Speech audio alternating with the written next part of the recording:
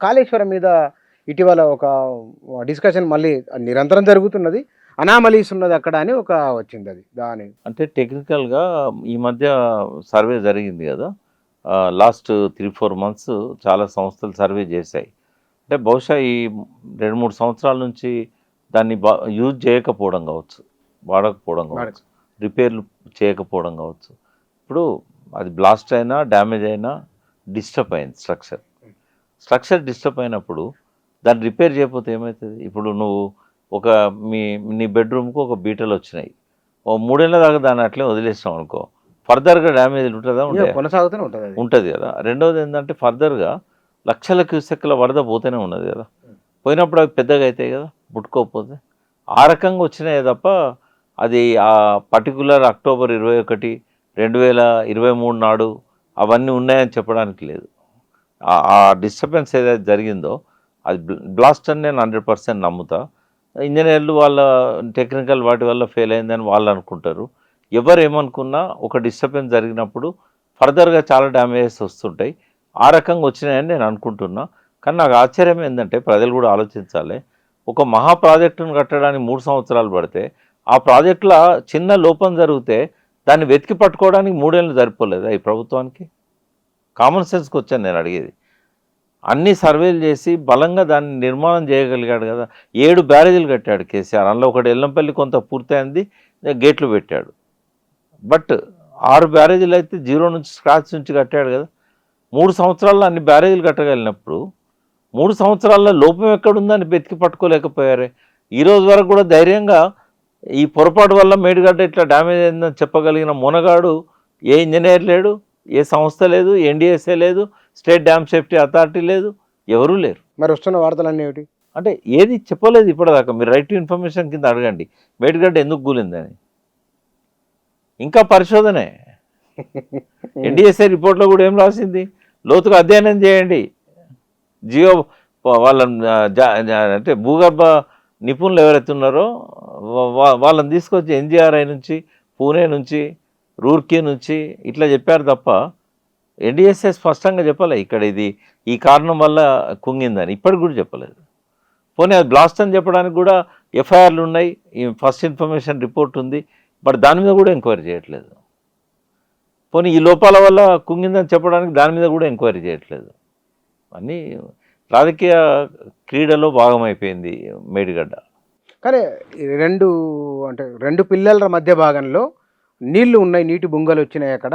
మా దాని నిర్మాణం జరిగేటప్పుడే సరిగ్గా పరిశోధన చేయలేదు అని ఒక అది ఇప్పుడు ఎట్లా చెప్తున్నారు? ఇప్పుడు కరెక్ట్‌గా అది కుంగిన తర్వాత మేడిగడ్డే కాదు అన్నారం దగ్గర కూడా, సుందిళ్ళ దగ్గర కూడా ఎన్‌డీఎస్ఏ చెప్పిన తర్వాత ఏప్రిల్ నెల 2024 రిపేర్స్ అని టేకప్ చేశారు. మరి అప్పుడు ఎందుకు కనబడలే బుంగల్?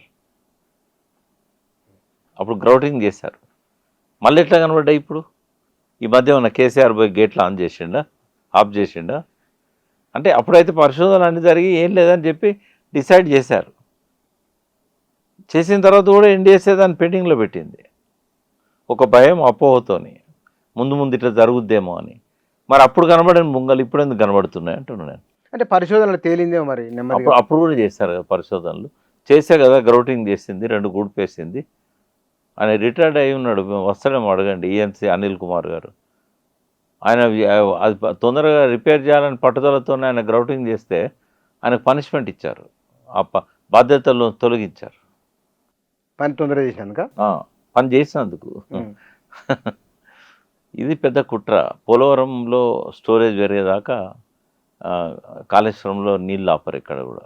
ఎందుకంటే మేడిగడ్డ ఎప్పుడైతే కట్టారో 3 సంవత్సరాలు రబీ పంటలకు డెల్టాలో కొరత వచ్చింది.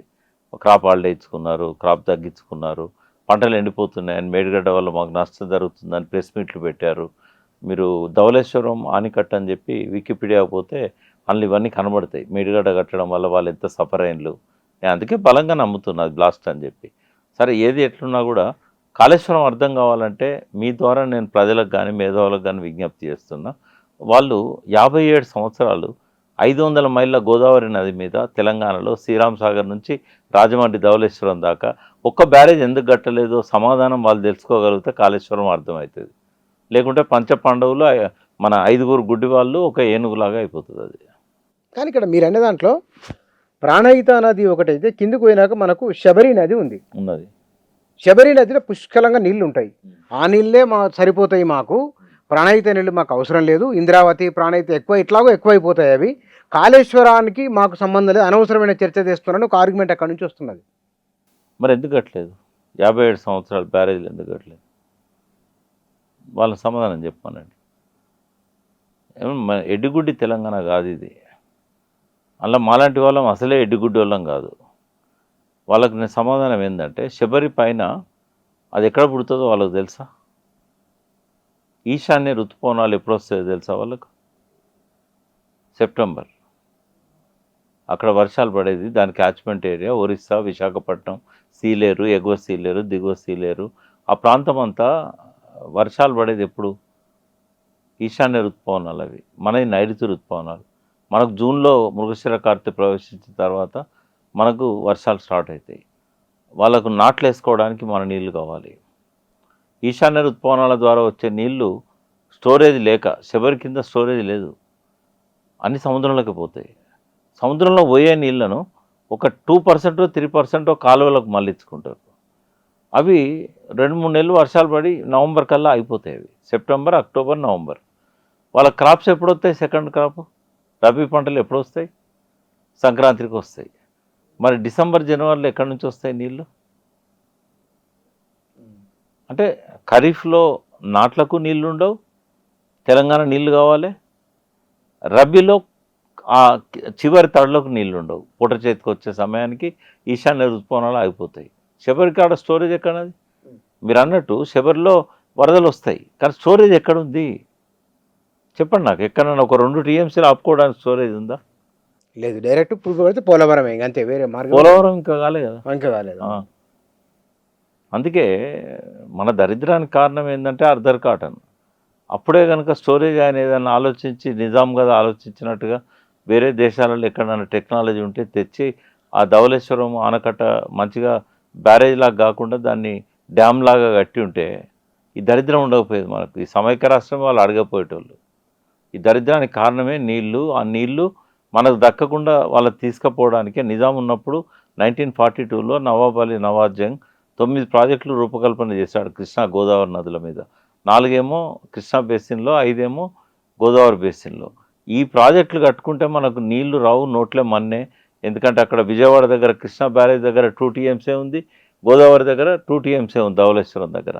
అయితే నీళ్లు రావు, మనకు రానియరు అని చెప్పేసి ఏం చేశారంటే, నీళ్ల కోసం అనేది మొదటి కోణం వాళ్ళది సమైక్య రాష్ట్రం ఆడడానికి. రాజధాని అనేది రెండో కోణం. భూములు చౌక కొట్టేయచ్చు. నిజాంది 2-3 లక్షల ఎకరాలు గవర్నమెంట్కి వచ్చింది. ఈ భూములన్నీ కూడా మనం తీసుకోవచ్చు. ఆ భూములు కబ్జాలు పెట్టి తహసీల్ ఆఫీసులు కలబెట్టారు కదా. మండల వ్యవస్థ రద్దు చేశారు కదా మన వాళ్ళ విలేజ్ అసిస్టెంట్స్, అంటే వతందారులకు అన్నీ తెలుసు. ఆ వ్యవస్థను రద్దు చేశాడు ఎన్టీ రామారావు. అంటే ఆంధ్రుల కుట్రలకు ఒక సీక్వెన్స్ ప్రకారం చెప్పుకుంటూ పోతే అసలు నేను అనుకుంటా ఇంకా 100 తరాల తర్వాత కూడా ఏ తెలంగాణ బిడ్డ ఆంధ్రులను క్షమించాడు. ఆంధ్ర పాలకులను వాళ్ళు చేసిన ఈ ఘోరాతి ఘోరమైన అన్యాయాల వల్ల 35,000 మంది రైతులు ఆత్మహత్యలు చేసుకున్నారు. లక్షలాది మంది తెలంగాణ బిడ్డలు ఇవాళ గల్ఫ్ దేశాలలో కూలీలుగా చనిపోయి వస్తున్నారు. ఎంతోమంది ఎన్కౌంటర్లలో 17,000 మందికి పైన బలైపోయిన్లు. కార్యరక్తం ఎవరిదైనా, అది పోలీసుదైనా, నక్సలైట్దైనా, అది ఇన్ఫార్మర్దైనా తెలంగాణదే.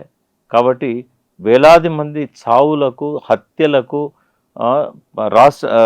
రాజ్యమే చేసిన హత్యలకు కారణం ఈ సమైక్య పాలన. అందులో భాగంగానే గలగల గోదావరి తరలిపోతుండాలి, బిరబిరా కృష్ణమ్మ పరుగులెడుతుండాలి, వాళ్ళ ముంగిళ్ళల్లో మురిపాలు ఉండాలి, మన ముంగిళ్ళల్లో శవాలు ఉండాలి. అది అర్థమైతే కాళేశ్వరం అర్థమైతే.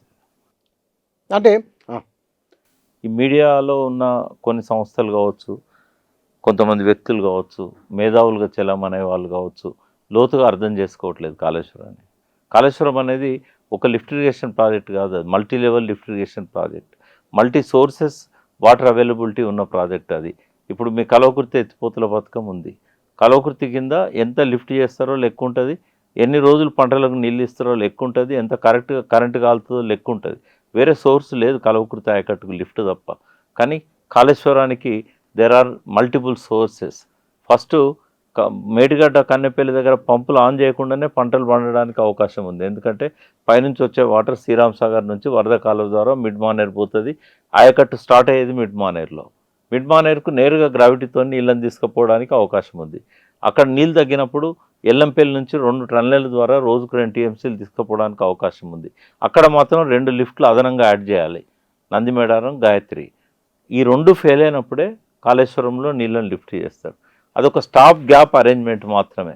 రెండవది, కాళేశ్వరంలో ఉన్న లక్షలాది ఎకరాలకు కేవలం మేడిగడ్డ ఒక్కటే సోర్స్ కాదు, శ్రీరామ్ సాగర్ సోర్స్ ఉంది, రిజర్వాయర్ బ్యాక్ వాటర్ సోర్స్ ఉంది, చాలా సోర్సెస్ ఉంటాయి. కడెం సోర్స్ ఉంది, ఎల్లంపల్లి సోర్స్ ఉన్నది. అర్థం పర్థం లేకుండా ఇప్పుడు కాళేశ్వరం గురించి వచ్చినప్పుడల్లా నాకేం కథ గుర్తొస్తుంది అంటే, ఏనుగు 5 గుడ్డు లాగా ఉండదని ఎవరంటారు? ఆంధ్ర వాళ్ళ కుట్రలు అందరూ తెలుసు, కానీ తెలంగాణ వాళ్ళు అర్థం చేసుకోలేని ఈ సన్యాసులను ఏమనాలి? వీళ్ళు మేధావులు. అదే మేధావులు అంటోళ్ళే ఈ గుడ్డి వాళ్ళలాగా వ్యవహరిస్తున్నారు. అంటే వాళ్ళు కావాలని చేస్తున్నారని మీ ఉద్దేశం? ఎందుకు ఈ ఆరోపణ? అవగాహన లేక, అర్థం చేసుకోలేక. కావాలని చేస్తారని నేను ఆరోపణ చేయ. కోదండరాం మేధావి కావచ్చు, ఏమో రేవంత్ రెడ్డి అయితే గుర్తిస్తలేడు ఆయన మరి మేధావి అని. ఎందుకంటే మొన్న ఈ మధ్య చెప్పిన దాంట్లో కోదండరాం పేరు లేదు. ఆయన 2 పేర్లు చెప్పాడు ఆయన. ఒక ఆయన చనిపోయిన ఆయన పేరు, ఒక ఆయన 85 ఏళ్ళ పెద్ద మనిషి. బట్ మేధావి అని నేను అనుకుంటున్నా, కోదండరాం మేధావి అని అనుకుంటున్నా. కొంచెం సమయం ఇచ్చి మాలాంటి వాళ్ళతోనో కూర్చోబెట్టి మాట్లాడి వాస్తవం ఏంది, నీళ్ళేంది, పాలేంది. చాలా మంచోడు, అందులో ఏం అనుమానం లేదు. నికార్సైన పోరాటం చేసిండు తెలంగాణ కోసం. రేవంత్ రెడ్డితో ఆయన ఎమ్మెల్సీ తీసుకున్నందుకు కూడా నాకేం బాధ లేదు. కానీ కాళేశ్వరం లాంటిది ఇప్పుడు కోపం కేసీఆర్ మీద ఉంటే ఆయన చేసిన మంచి పనులను కూడా తప్పుపట్టే ఆ చిన్న లోపం ఏదైతున్నదో, చంద్రునికో మచ్చ ఉన్నట్టు కోదండరాం గారికి ఒక చిన్న మచ్చ ఉన్నది. అందుకే నేను కాళేశ్వరం విషయానికి వచ్చినప్పుడు మాత్రమే, నేను ఎప్పుడు కోదండరాం విషయంలో నేను వెనకాడు వేయలేదు. ఏ స్థాయికైనా పోయి నేను క్రిటిసైజ్ చేశాను. బట్ నాకు ఆయనకు మంచి స్నేహం ఉన్నది, అందులో అనుమానం ఏం లేదు. బట్ కోదండరాం అయినా, నాగేశ్వర అయినా నాకు మంచి దగ్గర వాళ్ళు. జయప్రకాష్ నారాయణ కూడా దగ్గరవాడే. బట్ కాళేశ్వరాన్ని వాళ్ళు అర్థం చేసుకోలేకపోతున్నారు. దాని వెనకాల ఎటువంటి కుట్ర లేదు, ఎటువంటి మాయ లేదు. ముగ్గురు కూడా నికార్సైన మేధావులు, ప్రజలకు అవసరమైన వాళ్ళు. ఇక ముందు కూడా వాళ్ళు కంటిన్యూ కావాలి అదే పద్ధతిలో. కానీ కాళేశ్వరం విషయంలో మాత్రం ఈ ముగ్గురు అవగాహన చేసుకోలేకపోతున్నారు. ఈ ముగ్గురు ఒక దగ్గర కూర్చొని నన్ను పిలిస్తే నేను ఎక్స్ప్లెయిన్ చేస్తాను కాళేశ్వరం ఏంది అసలు, అలా కరెంటు బిల్లు ఎంత వస్తాయి, కట్టిన తర్వాత దాన్ని ఎట్లా మనం వైబుల్ చేసుకోవాలి, వాళ్ళు అడిగే ప్రతి ప్రశ్నకు నేను సమాధానం చెప్పగలుగుతా. ఆ ముగ్గురిని పిలిస్తే నన్ను పిలవండి, చూద్దాం, ప్రయత్నం పిలుద్దాం. ఈ వీలైతే వాళ్ళకి చెప్తాను, నేను ముగ్గురికి ఈ విషయం ప్రస్తావిస్తాను. కాళోజీ మాట ఏదైతే ఉన్నదో, ప్రాంతేతరుడు ద్రోహం చేస్తే ప్రాంతం బయటికి తన్ని తరుముతాం అన్నాడు. ప్రాంతం వాడే ద్రోహం చేస్తే ప్రాణంతోనే పాతర పెడతాం అన్నాడు. అంటే మనము అవతలి వాళ్ళని క్షమించే ఔదార్యం మనకుంది, కానీ మన వాళ్ళే తెలివితక్కువతనంతో, అమాయకత్వంతో ఇట్లా చేస్తే క్షమించే గుణం నాకు లేదు. కానీ ఇక్కడ కాళేశ్వరం ప్రాజెక్ట్ అనగానే ఎల్లంపల్లి వస్తుంది. ఈ మధ్య ఏదో పేపర్లో వచ్చింది, ఎల్లంపల్లి నిండింది, నీళ్ళు కిందికి వెళ్ళిపోయినాయి.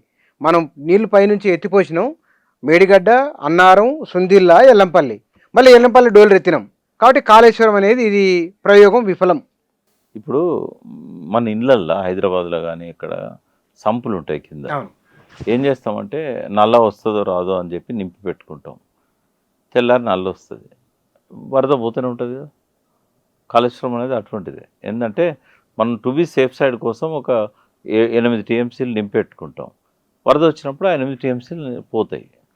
అంటే సేఫ్ సైడ్ కోసం పెట్టుకుంటాం. మరి అట్లా అనుకుంటే డెడ్ స్టోరేజ్ ఉంటుంది. డెడ్ స్టోరేజ్ చాలాసార్లు అలా మనం కావాలని పెట్టుకుంటాం. ఎండాకాలం నీళ్ళకి ఇబ్బంది అవుతుందేమో, మళ్ళీ నీళ్ళు వచ్చినప్పుడు వదిలిపెడతాం కదా.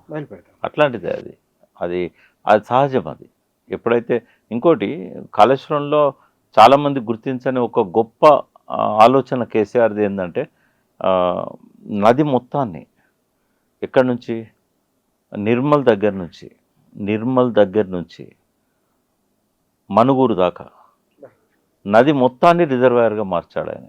ఆదిలాబాద్ టు ఖమ్మం. ఇంత నీళ్లు ఒకవేళ రిజర్వాయర్లనే స్టోర్ చేయాలంటే ఎంత ఖర్చు అయ్యేది, ఎన్ని ఊళ్ళు లేపాల్సి వచ్చేది, ఎంత భూమిని ఆయన ఆదా చేశాడు. ఆ నీటి వనరులను నది మొత్తాన్ని నిండుగా పెట్టడం అనేది ప్రపంచంలో ఎక్కడ జరగలేదు ఒకటి. రెండవది ఏంటంటే, అట్లా పెట్టడం వల్ల ప్రత్యక్షంగా పరోక్షంగా ఎంత లాభం జరిగిందంటే, ఆ పీరియడ్ అంతా కూడా వాతావరణం చల్లగా ఉన్నది. రెండవది, అంటే అక్కడ రామగుండంలో ఉష్ణోగ్రతలు బాగా ఎక్కువ ఉండేది, తేడా వచ్చింది ఆ టైంలో. మహబూబ్ నగర్లో టెంపరేచర్స్ తేడా వచ్చింది, నల్గొండలో టెంపరేచర్స్ తగ్గినాయి, 2 degrees తగ్గినాయి. అదే కాకుండా ఇలా ఉత్తర తెలంగాణ మొత్తం ఈ వర్షాకాలం మీరు ఏ బావులోకి పోండి, చేతికి అందే ఎత్తులో బావులలో నీళ్ళు ఉంటాయి. బావులలో నీళ్ళు అనేది ఒక జనరేషన్ చూడకుండా పోయింది. ఎప్పుడు బావులు ఎండిపోయిన బావులే. ఒక జియో తీసుకొచ్చారు, కేసీఆర్ తీసుకొచ్చాడు, అది కూడా నేను దాని మీద వ్యతిరేకించిన. 2014లో ఈ రోడ్డు పక్కన బావులల్లో వెహికల్స్ పడతా ఉండే, జీబులు, కార్లు, 2 wheelers అని కూడిపోయిందని నోటిఫై చేశారు. మరి ప్రమాదం ఉంటుంది కాబట్టి నేనేమన్నా అంటే మనము మిషన్ కాకతీయ లాంటివి చేయడం వల్ల మళ్ళీ బావులలో నీళ్ళు వస్తాయి. నేనేం చేశాను, జియో ఉంది కాబట్టి దాన్ని మళ్ళీ క్యాన్సిల్ చేయలేదు ఆయన.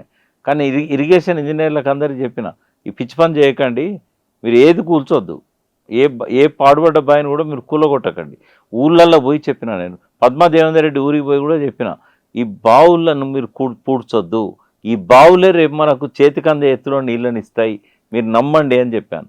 బోర్లను కూడా మీరు పాడుబడ్డ బోర్లను కూడా మీరు కూర్పకండి, అవే మళ్ళీ పైకి నీళ్ళని ఎగదంతాయని చెప్పాను. నేనే దానికి గ్రౌండ్ వాటర్ చైర్మన్గా 7 ఏళ్ళు పనిచేశాను. అది చేయగలిగాం. రిజల్ట్ వచ్చింది కదా. అసలు ఎక్కడ లేదు, భారతదేశంలో ఎక్కడ లేదు, ఓన్లీ తెలంగాణ. అయితే దానికి కారణం ఏంటంటే గోదావరి నది ఏదైతే ఈ 300 కిలోమీటర్లు నిండుగా ఉన్నదో, 2 సంవత్సరాలు ఉన్నది కదా, 2-3 సంవత్సరాలు, ఆ టైంలో సీపేజ్ ఏదైతే ఉన్నదో మొత్తం ఉత్తర తెలంగాణలో కూడుకుపోయినాయి, అన్నీ కూడా మళ్ళీ క్యావిటీస్ అన్నీ ఓపెన్ అయినాయి. పైన ఎట్లా వాగులు ఉంటాయో భూగర్భంలో కూడా వాగులు ఉంటాయి, సబ్ సర్ఫేస్ రివర్స్, అవన్నీ ఇట్లా నీళ్ళు వచ్చేసి మొత్తం తెలంగాణ గ్రౌండ్ వాటర్ పెరిగి, రేవంత్ రెడ్డి ఏమన్నాడు, లిఫ్ట్లు ఆన్ చేయకపోయినా కూడా పంటలు పండాయి కదా అంటే, పండుతాయి. ఎందుకంటే దాని క్రెడిట్ నీది కాదు, నువ్వేం చేయలేదు, తట్టెడు మన చేయలేదు, రూపాయి ఖర్చు పెట్టలేదు, పాత బిల్లులు కడితే కట్టి ఉంటావు. బట్ ఇదంతా జరిగింది కేసీఆర్ వల్లనే కదా. ఈ గోదావరి నది అంత పొడుగుతా 7 బ్యారేజీలు కట్టి ఆయన నింపడం వల్లనే కదా, ఈ వాటర్ షేక్ హ్యాండ్ ఇవ్వడం వల్లనే కదా గ్రౌండ్ వాటర్ అంతా కూడా పెరిగింది. కానీ కొత్త తరం 2014 నుంచి ఇప్పటికి జనరేషన్ మారింది. మరి కొత్త జనరేషన్కు కేసీఆర్ అంత పరిచయం లేరు కదా. రావాలి బయటికి, తను వచ్చి కార్యక్రమాలు ఇన్వాల్వ్ కావాలి, తను చేసిన మంచి పనులను చెప్పుకుంటూ ఉండాలి, ఒక్కడికి 100 సార్లు చెప్పాలి. అవతల వాళ్ళు విమర్శలు చేసినప్పుడల్లా తను సమాధానం చెప్పాల్సిన అవసరం ఉంది. ఎదిగిన నాయకత్వం ఉంది, అఫ్కోర్స్ కేటీఆర్ ఉన్నారు, హరీష్ రావు ఉన్నారు. అంటే ఎవరు కూడా తక్కువేం కాదు, ఎవరు అధికారంలోకి బాధ్యతలు తీసుకున్నా కూడా అద్భుతంగా పరిపాలించగలిగిన శక్తి ఉన్నవాళ్ళు, అనుభవం ఉన్నవాళ్ళు, చూపెట్టగలిగారు, వాళ్ళ ప్రతిభను చూపెట్టగలిగారు. బట్ కేసీఆర్ ఇప్పటికీ టవరింగ్ పర్సనాలిటీ. ఇప్పుడు మనం అనుకుంటాం కేటీఆర్ గురించి, హరీష్ రావు గురించి, కానీ వాళ్ళు ఏమంటున్నారు, నాతో కూడా మాట్లాడినప్పుడు, మేం కాదు, వచ్చే కాలంలో ముఖ్యమంత్రి కేసీఆరే ఉంటాడు, కేసీఆరే సమర్థుడైన పాలకుడు, ఆయనకున్న అనుభవం కానీ ఆయనకు ప్రజలలో ఉన్న ఆదరణ కానీ ఎవరికీ ఉండదు, కాబట్టి మా మధ్య కూడా పోటీ లేదు అని స్పష్టంగా చెప్పారు. నాకు కూడా చెప్పారు, మీరు ఏదన్నా పేరు తీసుకుంటే నెక్స్ట్ ముఖ్యమంత్రి అని డిబేట్ వచ్చినప్పుడు నిర్ద్వందంగా కేసీఆర్ పేరే చెప్పాలి అని కూడా చెప్పారు. కానీ ఇక్కడ మీరు మీ గురించి నన్ను ఒక ప్రశ్న అడగమన్నారు. ప్రకాష్ సారు మొదలు మాట్లాడినప్పుడు ఓడిపోయినాక కేసీఆర్ని తిట్టిండు, తర్వాత ఈ మధ్య మళ్ళీ ఆయన ఒక్కడే విపరీతంగా కేసీఆర్ని ఆకాశానికి ఎత్తేస్తున్నారు, ఎందుకు ఇట్లా అని అంటున్నారు. చాలా మంచి ప్రశ్న అడిగినావు, దీనికి సమాధానం కూడా చాలా ఓపికగా చెప్పాల్సి వస్తుంది. అంటే ప్రేమ ఉన్న కాడనే కోపం ఉంటుంది. చేతులారా పాడు చేసుకున్నాడు కదా అనే కోపం ఉండే. అసలు ఒక్కనాడు కూడా పిలిచి కనీసం ఏమవుతుంది అడగకపోయా. అధికారులే కళ్ళు ముక్కు చెవులైరి. అధికారులను అడిగితే ఏమంటారంటే, మేము చెప్పేదాన్ని సరిగా రిసీవ్ చేసుకోడండి, అందుకే మేము చెప్పాము అని అంటారు. అంటే నీకు ఎవరైతే నమ్మకస్తున్నారో, ఎవరైతే ఉద్యమంలో నిన్ను అట్టిపెట్టున్నారో వాళ్ళ గురించి నువ్వు ఒక్కనాడన్న వాళ్ళతోని విషయాలు తెలుసుకోలేక, అందరం ఎందుకు త్యాగాలు చేసినాము, తెలంగాణ బాగుండాలనే కదా, మంత్రి పదవుల కోసం కాదు కదా. మరి పిలిచి ఏమవుతుంది అని గ్రౌండ్ రియాలిటీస్ మా నుంచి కదా తెలుసుకోవాల్సింది. ఒక సమర్థుడైన ముఖ్యమంత్రి ఏం చేయాలంటే, ఒక విమర్శకుని తన పక్కన పెట్టుకోవాలి ఎప్పుడు. ఎందుకంటే అతను చెప్పేదానిలో ఎంత అర్థం ఉన్నది అనేది అర్థం చేసుకోవాలి. అటువంటి పని చేయలేదు ఆయన, అధికారుల మీద ఆధారపడ్డాడు. అధికారులు నిండా ముంచారు, ఎందుకంటే నాకు ఎటువంటి ఇబ్బంది లేదు చెప్పడానికి. వాళ్ళు రిపోర్ట్ ఇవ్వలేదు ఆయనకి, అంటే పక్కదారి పట్టించే రిపోర్ట్ ఇచ్చారు తప్ప ప్రభుత్వం పోతుందని కాంట్రాక్టర్లకు తెలుసు, రేవంత్ రెడ్డికి తెలుసు, కాంగ్రెస్లో ఉన్న నాయకులకు తెలుసు, ఇంటలెక్చువల్ రిపోర్ట్స్ వాళ్ళకు పోయినాయి కానీ కేసీఆర్కి వచ్చినట్టుగా నాకైతే ఆధారం లేదు. బట్ అల్టిమేట్గా ఏమైంది అంటే ఓట్ల కంటే అంటే పోలింగ్ డే కంటే ఒక 15 రోజులు నెల రోజుల ముందే ఈ అధికారులంతా అటుపట్టారు.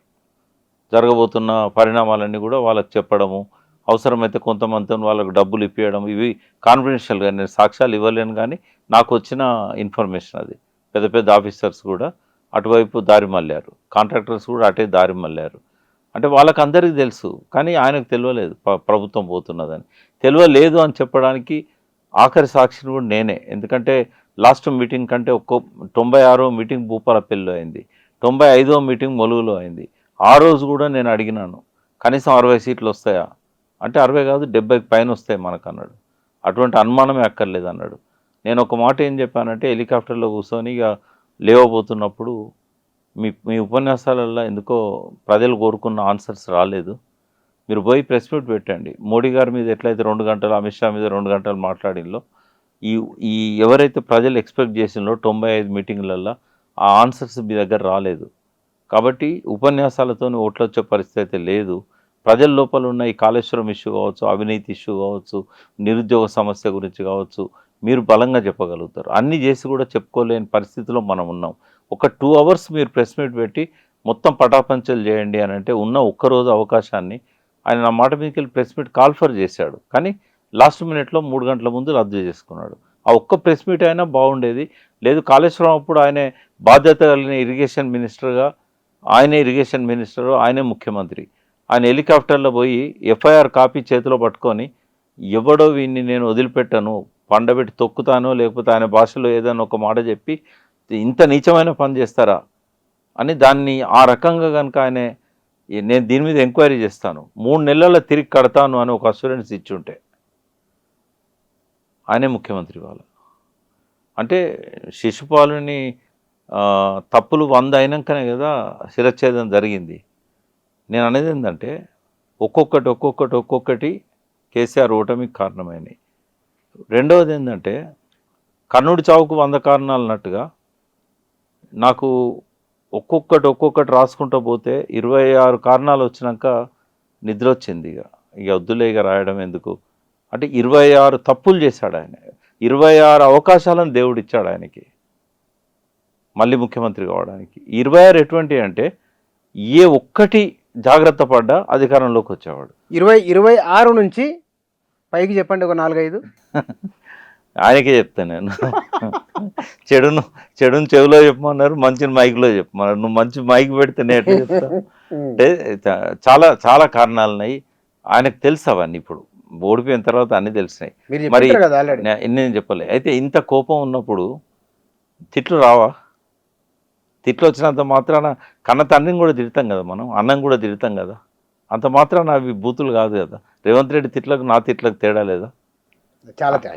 రెండవది మనం తెలంగాణ అస్తిత్వ వేదిక పెట్టాం. అస్తిత్వ వేదిక మీద కూడా చెప్పాను నేను. నాకు 3 నన్ను ప్రభావితం చేసిన వాళ్ళు దేవులపల్లి వెంకటేశ్వరరావు, ప్రొఫెసర్ జయశంకర్, కేసీఆర్ అని చెప్పాను.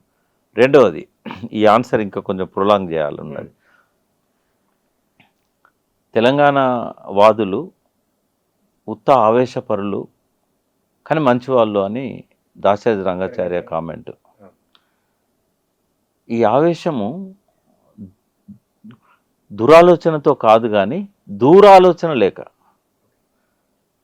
రేపు ఏం చేయాలి అప్పుడు పొట్టు తిడతారు. మనకు నేను పేర్లు చెప్పాను, అందరికీ తెలుసు తెలంగాణ సమాజానికి.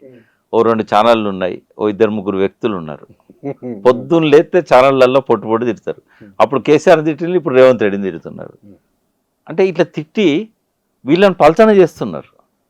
కానీ ఎవరిని లేపాలి? మళ్ళా నువ్వు అందరిని ఇట్లా తిట్టుకుంటూ పోతే అంతిమంగా నీకో విజన్ ఉండాలి కదా. నువ్వన్నా అటువంటి సమర్థవంతమైన పాలకునిగా ఎదగడానికో పార్టీ పెట్టుకోవాలి.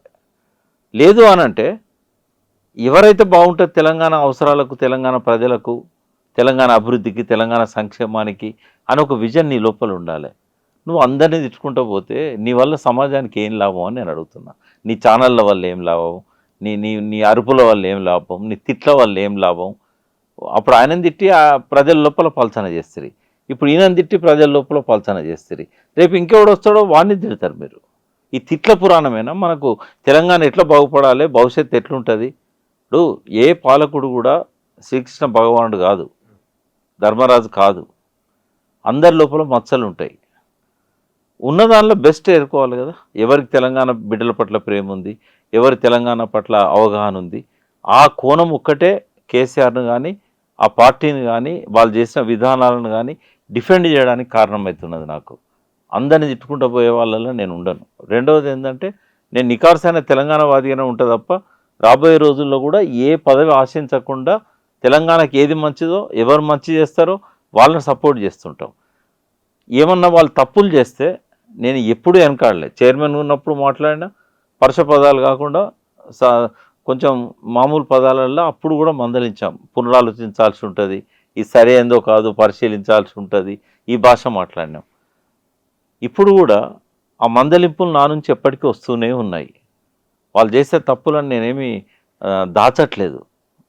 ఒక రకంగా వాళ్ళకు మందలింపుగా ఉంటుంది ప్రజల లోపల, వీళ్ళని మీరు సరి చేసుకోండి అని చెప్పి.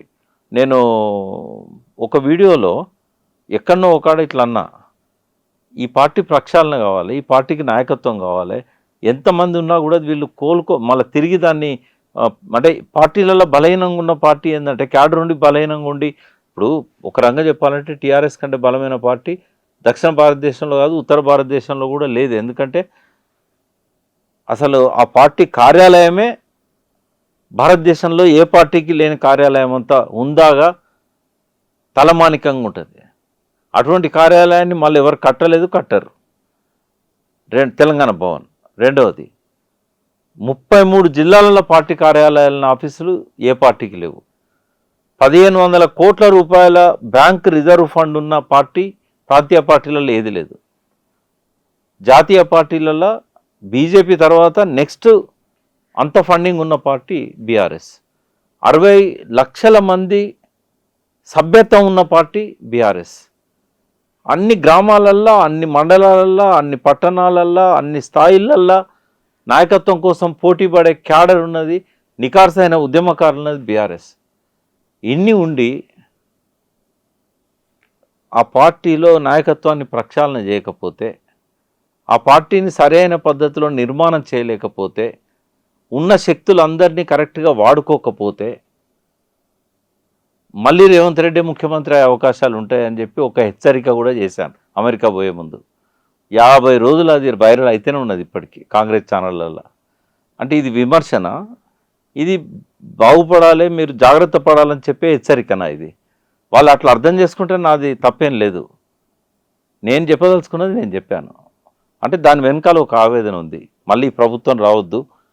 గతంలో 10 ఏళ్ళు కేసీఆర్ గారు విధ్వంసాన్ని పునర్నిర్మాణం వైపుగా నడిపించడం కోసం చాలా కష్టపడ్డాడు.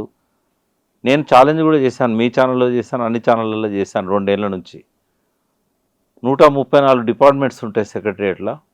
ఏ శాఖలోనైనా స్వాతంత్రానంతర భారతదేశంలో 9.5 ఏళ్లలో కేసీఆర్ చూపెట్టిన ఆ డెవలప్మెంట్ని కానీ ఆ గ్రోత్ రేటును కానీ ఎవరన్నా చూపెట్టగలిగారా?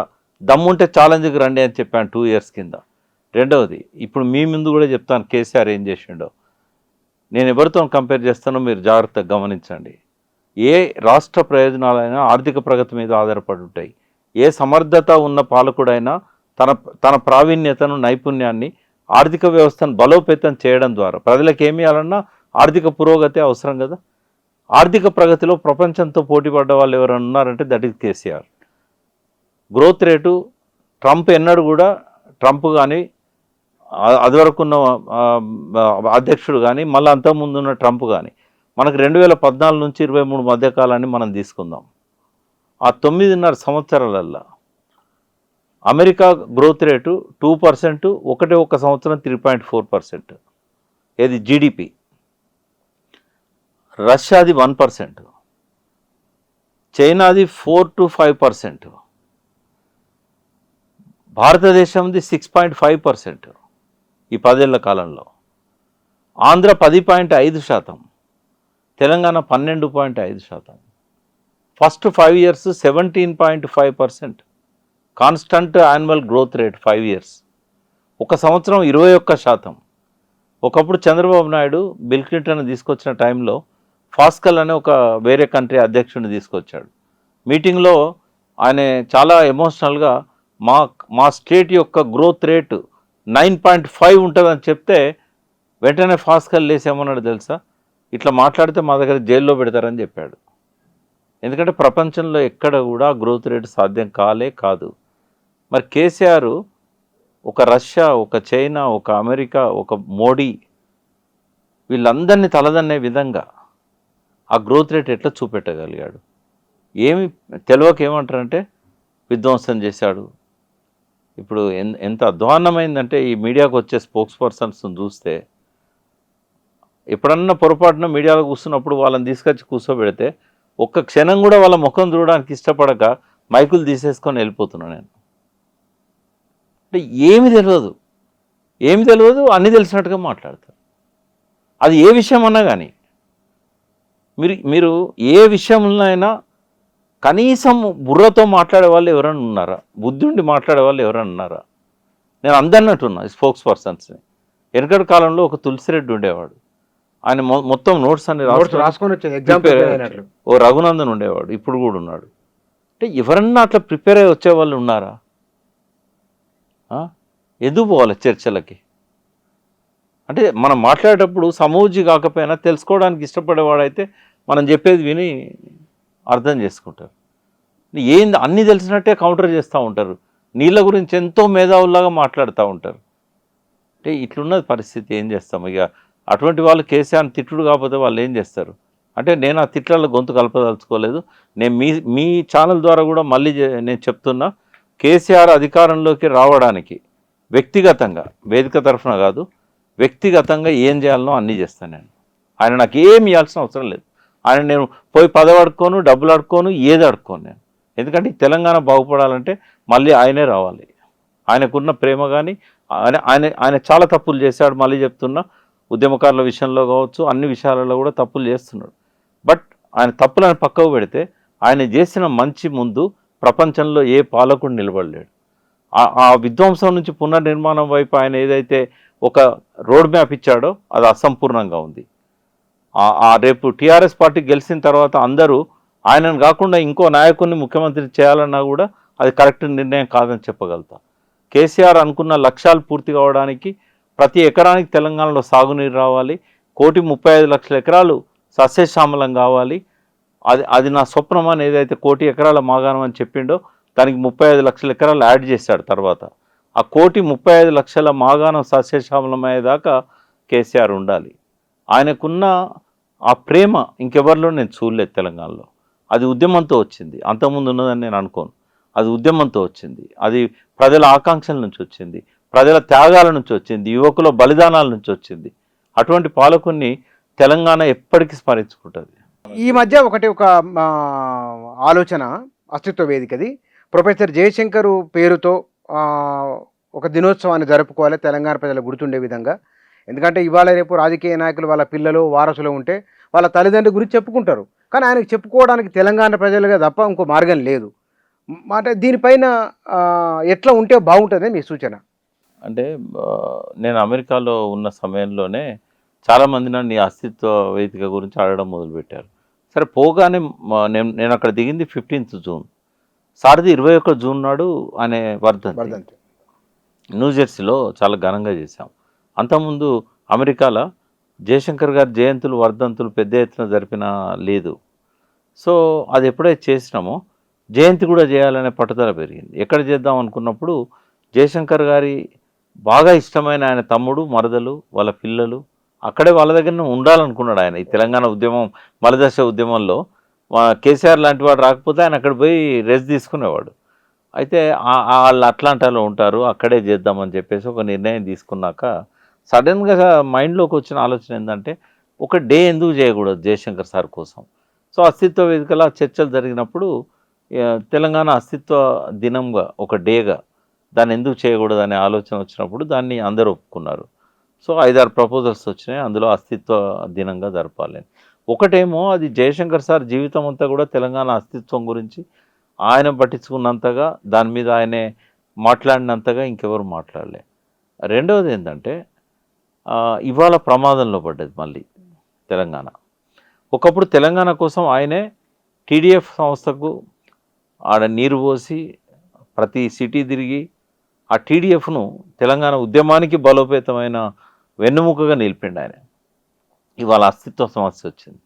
అక్కడ వాళ్ళు ఏమంటున్నారంటే అస్తిత్వం ప్రమాదంలో పడ్డప్పుడు మేమెందుకు మళ్ళీ రాకూడదు ఉద్యమంలోకి. ఇప్పుడు మళ్ళీ అస్తిత్వ వేదికలు అప్పుడు టీడీఎఫ్ ఎట్లా ఏర్పడ్డాయో ఇప్పుడు మళ్ళీ ఏర్పడుతున్నాయి. అప్పుడు టీడీఎఫ్తో పాటు మొదలైన చాలా సంస్థలు కేవలం కల్చరల్ ఈవెంట్స్ చేస్తున్నాయి తప్ప అస్తిత్వానికి సంబంధించిన చర్చలు అక్కడ జరగడం లేదు. మొన్న ఆటా జరిగింది, అంతకుముందు టాటా జరిగింది, అంతకుముందు మాటా జరిగింది.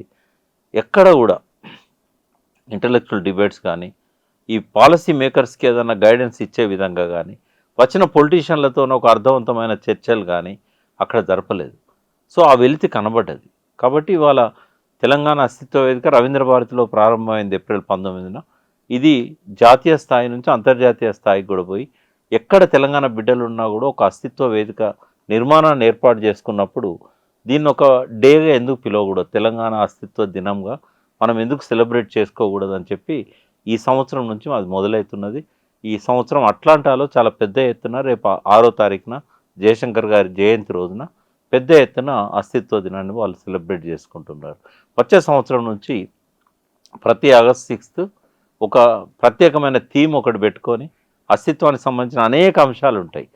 ఒక థీమ్ ఆర్కియాలజీ ఉంటుంది, ఒక థీమ్ ఇరిగేషన్ ఉంటుంది, ఒక థీమ్ పరిశ్రమలు ఉంటాయి, తెలంగాణ సెంటిమెంట్స్ ఉంటాయి, తెలంగాణ పండుగలు ఉంటాయి. ఇప్పుడు ఫ్రెండ్షిప్ డే కూడా థీమ్స్ ఉంటాయి కదా, బియాండ్ బార్డర్స్ అనేది ఈ సంవత్సరం థీమ్. అట్లా ఆ థీమ్తోని పోదామన్న ఆలోచనతోని తెలంగాణ అస్తిత్వ వేదిక నిర్ణయం తీసుకుంది. రేపు ఆగస్టు 6 నాడు ఒక జూమ్ మీటింగ్ ఇక్కడ జరుగుతుంది, కానీ ఫిజికల్ మీటింగ్ సీతారామరావు గారి ఆధ్వర్యంలో అట్లాంటాలో జరగబోతున్నది. నేనే దానికి చీఫ్ గెస్ట్ ఉంటుంది, కానీ తప్పనిసరి పరిస్థితుల్లో నేను రావాల్సి వచ్చింది. అక్కడ గ్రేటర్ అట్లాంటా తెలుగు అసోసియేషన్ వాళ్ళు, తెలంగాణ అసోసియేషన్ వాళ్ళు జరుపుకుంటున్నారు ఈ జయశంకర్ గారి జయంతి. అంటే ఒక రోజు ఉంటే బాగుంటుంది అనే పేరు మీద ముందు తరాలకు కూడా ఉండాలి కదా.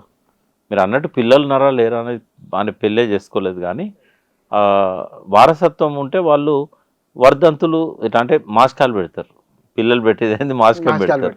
కానీ ఇక్కడ సమాజానికి ఒక మెసేజ్, ప్రతి జన్మదినం రోజు ఖచ్చితంగా పోవాలనేది ఆ ఉద్దేశంతో తెలంగాణ ఉనికి అచ్యుతం కూడా లైవ్లో ఉంటుంది. అవసరం. ఇంకోటి ఎప్పుడు మేము ఉన్నాం, మేము ఆ జాగరూకతతో ఉన్నాం. మీరు మహనీయుడుగా ఒక హిట్లర్ను మించిన కర్కోటకుని మహనీయుడు అని ప్రకటిస్తుంటే చూస్తూ కూర్చోవడానికి సిద్ధంగా లేమని చెప్పడానికి ఎప్పుడు కూడా కర్ర పట్టుకొని అటువంటి వాళ్ళకు వార్నింగ్ ఇచ్చే విధంగా అస్తిత్వం ఎదుర్కొంటుంది. కానీ మీరు కేసీఆర్ మీద ఉన్న ప్రేమ ఏ ప్రేమ? తెలంగాణ బాగుపడుతుంది కాబట్టి మీరు ప్రేమ. కానీ కేసీఆర్ అంటున్న మాట ఇది కూడా చాలామంది నాతో అన్నారు, మమ్మల్ని ఓడించి ప్రజలు తప్పు చేసిండ్రు అని కేసీఆర్ అంటున్నారు. ఈ స్టేట్మెంట్ పైన మీ కామెంట్ ఏమిటి? అంటే సబ్జెక్టివ్గా చూసినప్పుడు నేను కూడా చాలాసార్లు అన్నా ప్రజలు తప్పు చేశారని. కానీ ఒక లోతైన విశ్లేషణ దీని మీద చేయాలనుకుంటే ప్రజలు తప్పు చేయడానికి ఎవరు కారణం?